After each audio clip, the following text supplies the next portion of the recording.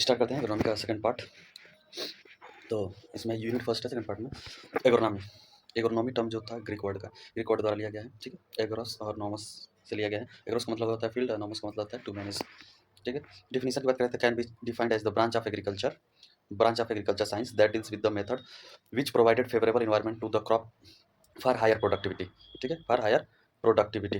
अगला है Indian agriculture is predominantly of the subsistence type मतलब पहले से ही चला रहा है इंडियन एग्रीकल्चर के सस्टेनेबिलिटी के लिए, सब्सटेंशियल के लिए, मतलब आजीविका के लिए किया जाता था। पीटर डिसिक्रेंजी जो कि 1230 से 1307 तक एडी तक जिंदा रहे, collected many literature related to the agronomy is in his book opus ruralium commodorum. इनके बुक का नाम था ओपस रूलेरियम कामोडरम। इसी इसीलिए इनको फादर ऑफ एग्रोनॉमी कहा जाता है, ठीक है। मतलब पीटर डिसकरेंजी जो थे वो बहुत सारे लिटरेचर इकोनॉमी से रिलेटेड वो अपने बुक ऑपस रूलेरियम कामोडरम में लिखे थे, इसलिए इनको फादर ऑफ इकोनॉमी कहा जाता है। वैन हेलमोंट की बात करें तो ये concluded that the main principle of vegetation in is water. जेथरो till की बात करें, जेथरो टिल पब्लिश्ड बुक, इनके बुक का नाम था हॉर्स सोइंग हस्बेंड्री। इसमें वीट शब्द था, जीरो टिले शब्द था, फर्स्टली बाई हिम, इनके द्वारा ही दिया गया था इनके बुक में, इसलिए इनको फादर ऑफ वीड साइंस कहा जाता है। Father of weed science, father of tillage भी हैं, लेकिन फादर ऑफ जीरो टिलेज की बात करें तो जीबी ट्रिपलेट है। Arthur Young, annals of agriculture, इनके बुक का नाम था। Conducted pot culture experiment increase the yield of crop by the analysis by the applying several materials like poultry dung, litter, gunpowder etc. published his work in 46 volume में दिया था annuls of agriculture को, ये उनका book का नाम था। A truly scientific approach of farming was started. Truly scientific approach justice one living ने दिया था। जस्टिस वन एग्रीकल्चर केमिस्ट्री के फादर जस्टिस वन लिविंग ही है, ठीक है। अगला है कुछ कंसेप्ट दिए गए हैं, कुछ कंसेप्ट जैसे कि leaf area index concept was developed by the Watson. Watson 1948 में दिया था। लीफ एरिया इंडेक्स बराबर होता है total leaf area metre square में अपन ग्राउंड एरिया।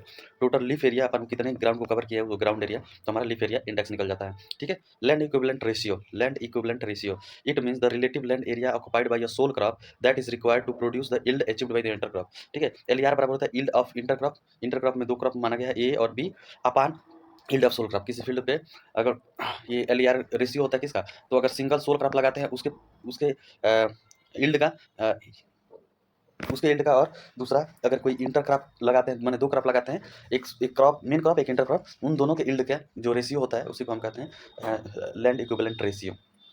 जो एलईआर होता है, ऐसे अगर देखा जाए तो एलईआर जो होता है एक से अगर अधिक होगा तो वो बेनिफिशियल में कहलाता है, लेकिन 1.4 से अधिक होता है तो इकोनॉमिकल कहलाता है।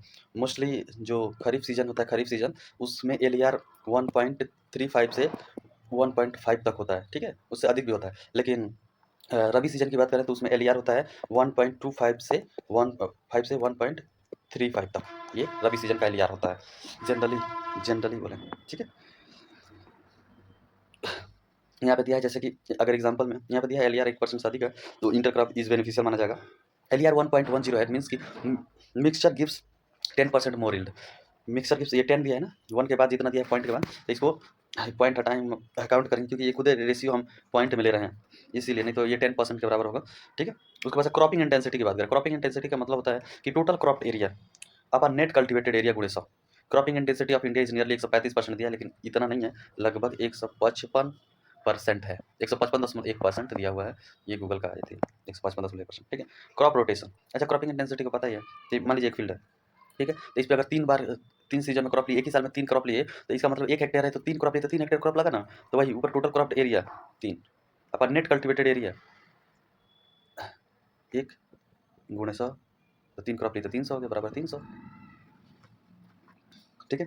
क्रॉप रोटेशन की बात करें तो क्रॉप रोटेट कर रहा है, लैंड क्या है, फिक्स्ड है, लैंड फिक्स्ड रहेगा, क्रॉप को रोटेट करते रहेंगे ईयर आफ्टर ईयर, ठीक है, ऑन द सेम लैंड, ठीक है, तो उसको क्रॉप रोटेशन कहेंगे। It means after cultivation of serial should be taken pulse crop. जो पल्स क्रॉप होता है वो मेंटेन क्या करता है, फर्टिलिटी को। मेनली अगर पल्स क्रॉप लगाने का मेन पर्पस भी जाता है, सबसे मेन तो वो फर्टिलिटी रिस्टोरेशन के लिए किया जाता है, फर्टिलिटी रिस्टोरेशन के लिए, ठीक है। तो क्रॉप रोटेशन क्या करता है, मेंटेन करता है, मेंटेन्स करता है एंड इंप्रूव करता है सॉइल फर्टिलिटी को। It check the soil erosion and conservation of moisture, soil erosion को रोकता है, मॉइस्चर कंजर्व करता है, ठीक है। आगे है the incidence of harmful pathogen insect pest nematode and weeds which are associated with the particular crop can be merged, ठीक है। अगला है क्रॉप रोटेशन इंटेंसिटी। यहाँ पे CRI की बात कर रहे हैं, crop rotation intensity, the number of crop in the rotation upon number of year in crop rotation. तो लग ये ऐसे देखा जाता है कि कितने, जैसे यहाँ पे एग्जाम्पल गुणे 100 होता है, एग्जाम्पल दिया है क्रॉप रोटेशन फॉर 1 ईयर, तो राइस पी लिए तो 200%, जैसे 2 क्रॉप लिए 1 साल में, और कितने साल में, तो 1 साल में गुणे 100, तो ये कितना हुआ 200%। क्रॉप रोटेशन फॉर 2 ईयर, तो ground nut wheat sugar cane 3 crop लिए हैं और 2 साल में, तो 150%। क्रॉप रोटेशन फॉर 3 ईयर देख लिया जाए तो पैडी, पोटैटो, शुगर केन और अरहर, ठीक है, और वीट, तो 166% होगा, क्योंकि 3 ईयर हम 3 ईयर में 1 2 3 4 5 क्रॉप लिए हैं, तो वही 166.66% आएगा, ठीक है। अगला है क्रॉपिंग सिस्टम की बात करें, it refers to the cropping pattern used on a farm and their interaction with the farm resources, associated farm enterprises and the available component technology. Harvesting index, the effect efficient utilisation या assimilation of CO2 in the form of photosynthesis is expressed in the term of harvesting index. Harvesting index is also called coefficient of effectiveness. Harvesting index also क्या कहते हैं, coefficient of effectiveness. Harvesting index बराबर होता है economic yield, जो कि grain होता है, इकोनॉमिक यील्ड डिपेंड करता है कौन सा क्रॉप हम ग्रो कर रहे हैं, अपन biological yield, grain plus extra गुणे 100 करेंगे तो हमारा हार्वेस्टिंग इंडेक्स निकल जाएगा, ठीक है। मतलब अगर गेहूं लिए तो क्या करेंगे, नीचे रख देंगे पूरे गेहूं का ही वेट दाना समेत, ठीक है, और ऊपर रखेंगे सिर्फ दाने का वेट, गुणे 100 कर देंगे तो हमारा हार्वेस्टिंग इंडेक्स निकल जाएगा। इसका डिफिनेशन होता है इफिशिएंट यूटिलाइजेशन या assimilation of CO2 in the form of photosynthesis, ठीक है। अगला है, आगे दिया है harvesting index is similar to partitioning coefficient. Harvesting index major field crop की बात करें, पोटैटो का हार्वेस्टिंग इंडेक्स 82% होता है, ठीक है, कितना होता है पोटैटो का 82%, ठीक है। अगला है राइस का होता है लगभग 50%, 0.5 दिया तो इसको परसेंटेज में 50% होगा। पल्स का दिया है, पल्सेज का 30% होता है, ऑयल सीड का, देखो ऑयल सीड और पल्सेज का 30% होता है, कॉटन का भी 30% होता है, शुगर कैन का 27% होता है, वीट का 40% होता है हार्वेस्टिंग इंडेक्स, मेज का 50% होता है, अरहर का 19% होता है। ये सब पल्स में सबसे कम होता है, हालांकि पल्सेज में होना चाहिए 30%, लेकिन मेज का हार्वेस्टिंग इंडेक्स सबसे कम होता है। उसके बाद से कोफिशिएंट ऑफ इफेक्टिवनेस की बात करें, कोफिशिएंट ऑफ इफेक्टिवनेस तो सिंक अपॉन सोर्स, सिंक मतलब दाना, सोर्स मतलब उसके बाद से जो दाना के अलावा जितना बचा वो सोर्स में आएगा गुणे 100, तो उसको कहेंगे हम coefficient of effectiveness. Source parts of the plant where photosynthesis occurs generally leaves, ठीक है। सिंक क्या होगा, where photosynthesis accumulate generally grain, grain is the sink what may be expectation wise stem in potato, roots in sugar beets and leaves in palak, ये सारे sink में आएंगे, ठीक है।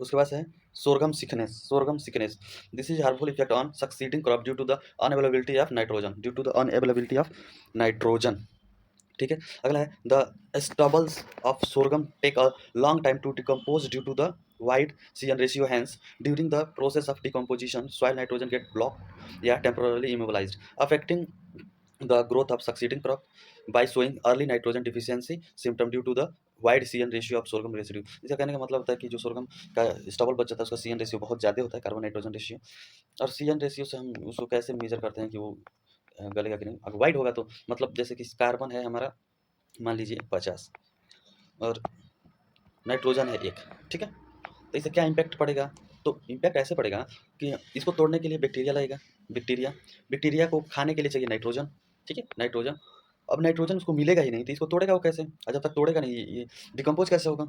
इसीलिए CN रेशियो जितना ज़्यादा होता है उतना ही धीरे से मतलब वो डिकम्पोजिशन होता है, ठीक है।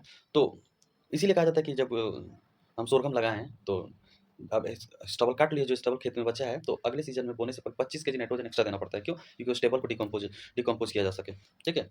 नेक्स्ट है the reduce sorghum effect, 25% more nitrogen is applied at the time of first fertiliser dose of succeeding crop, ठीक है। उसके बाद से यूनिट 2 में आता है इसी के, तो इसमें है पहला dry land agriculture. Dry land agriculture दो होता है, पहले पहले जान ले, दो होता है, एक इरिगेटेड, दूसरा होता है ड्राई लैंड एग्रीकल्चर, या इसी को कहते हैं रेनफेड। इरिगेटेड का मतलब होता है कि हमें नदी नाले कुओं द्वारा पानी आर्टिफिशियली देना पड़ेगा उस फील्ड को, तो इरिगेटेड रीजन, उस रीजन में नदी नाला कुआं नलकूप ट्यूबवेल इन सब से पानी देके क्रॉप प्रोडक्शन कर रहे हैं, तो एरिया क्या हो गया, इरिगेटेड हो गया, ठीक है। अब ड्राई लैंड एग्रीकल्चर या रेनफेड एग्रीकल्चर जो होता है ये सेम होता है, इसका मतलब होता है कि हम बारिश पे डिपेंडेंट है, बारिश पे डिपेंडेंट है। इसमें 3 कैटेगरी होता है, बारिश पे डिपेंडेंट है उसमें 3 कैटेगरी होता है, क्या क्या, तो पहला होता है ड्राई फार्मिंग, ये होता है, पहला होता है ड्राई फार्मिंग, ठीक है, ये एग्रीकल्चर था ड्राई लैंड एग्रीकल्चर। अब हम उसके अंदर जा रहे हैं तो उसके 3 पार्ट हैं, dry farming, dry land farming उसके बाद से रेनफेड फार्मिंग, ठीक है। तो ड्राई फार्मिंग का मतलब हुआ कि 750 एमएम से कम बारिश हो रही है। ड्राई फार्मिंग का मतलब क्या हुआ? 750 एमएम से कम बारिश हो रही है, ठीक है। Annual rainfall. Crop failure due to the prolong dry spell. Crop failure हो जा रहा है क्योंकि लॉन्ग टाइम ड्राई स्पेल रह जा रहा है during crop period. Most commonly इसमें देखने को मिलता है ड्राई फार्मिंग में। Dry farming is practice in arid region with the help of moisture conservation practices. Arid region में होता है, मॉइस्चर कंजर्वेशन प्रैक्टिसेस करके हम क्रॉप ग्रो कर सकते हैं। अल्टरनेट लैंड यूज सिस्टम भी is suggested in this region. Alternate land use system use करते हैं इसमें, ठीक है। उसके बाद होता है ड्राई लैंड फार्मिंग। क्या होता है? Dry land farming. Dry land farming का मतलब होता है cultivation crop in areas where annual rainfall is more than 700, मतलब 750 से तो अधिक होगा लेकिन 1150 से कम, यानी इन दोनों के बीच में रेंजेस करेगा अगर, तो उसको हम ड्राई लैंड फार्मिंग कहेंगे, ठीक है। इसकी कुछ विशेषताएं देख लेते हैं। तो soil moisture conservation measure is the key for dry land farming practices in semi arid region. ये सेमी एरिड रीजन में होता है, ठीक है। ड्रेनेज फैसिलिटी में भी रिक्वायर्ड स्पेशली ब्लैक सॉइल। अगर ब्लैक सॉइल है तो ड्रेनेज फैसिलिटी रिक्वायर्ड हो सकती है, क्योंकि 750 से 1150 बारिश हो रहा है तो काफ़ी ठीक ठाक है। तो लास्ट आता है रेनफेड फार्मिंग, ठीक है। रेनफेड फार्मिंग का मतलब होता है 1150 से अधिक रेनफॉल हो रहा है, ठीक है, पर ईयर, ये पर एनम, तो उसको रेनफेड फार्मिंग कहेंगे। This farming is practice in humid region. ये ह्यूमिड रीजन में होता है, ठीक है। उसके बाद से एक और क्लासिफिकेशन ये है यूएसडीए द्वारा, ठीक है। यूएसडीए द्वारा ये क्लासिफिकेशन दिया गया था, इसको भी थोड़ा देख लेते हैं। यहाँ पे कॉन्स्टिट्यूएंट दिया है, यहाँ पे ड्राईलैंड फार्मिंग, रेनफेड, ये दो ही भाग में डिवाइड किया, ड्राईलैंड फार्मिंग, रेनफेड फार्मिंग।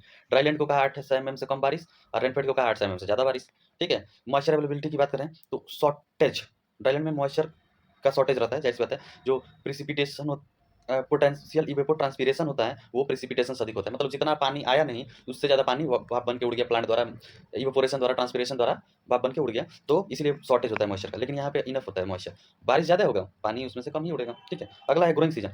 ये 200 दिन से कम का ग्रोइंग सीजन इसमें होता है, लेकिन इसमें 200 दिन से ज़्यादा ग्रोइंग सीजन होता है, ठीक है। ग्रोइंग रीजन की बात करते हैं, इसमें एरिड, सब एरिड एंड सब ह्यूमिड आता है। कौन कौन? एरिड, सब एरिड और सब ह्यूमिड। ये ध्यान रहे, ये क्वेश्चन पूछा था कि इसमें सब ह्यूमिड किसमें आएगा, तो सब ह्यूमिड ड्राईलैंड फार्मिंग में आता है, ठीक है। और इसमें ह्यूमिड और सब ह्यूमिड, ठीक है। इसमें भी आता है ह्यूमिड और सब ह्यूमिड, इसमें भी ह्यूमिड आता है, लेकिन इसको ज़्यादा पूछता है, मेनली इसमें आएगा, ठीक है। क्रॉपिंग सिस्टम की बात करते हैं, सिंगल या मिक्स क्रॉपिंग करते हैं। मिक्स क्रॉपिंग इसलिए करते हैं कि उसमें से कोई अगर क्रॉप फेल भी हो गया तो एक दो क्रॉप मिक्स करके लगाए हैं तो कोई ना कोई बच जाएगा, जिससे 100% लॉस नहीं होगा। इसमें डबल या इंटर क्रॉपिंग करते हैं क्योंकि इसमें मॉइस्चर इनफ होता है। उसके बाद से कंस्ट्रेंट्स की बात करें तो विंड एंड वाटर इरोजन इसमें दोनों होता है, लेकिन इसमें स्पेशली वाटर इरोजन होता है क्योंकि इसमें पानी ज़्यादा हो रहा है। विंड इरोजन का तो सवाल ही नहीं उठता है, क्योंकि रीजन भी ह्यूमिड और सब ह्यूमिड था, ठीक है। तो यहाँ से आता है यूनिट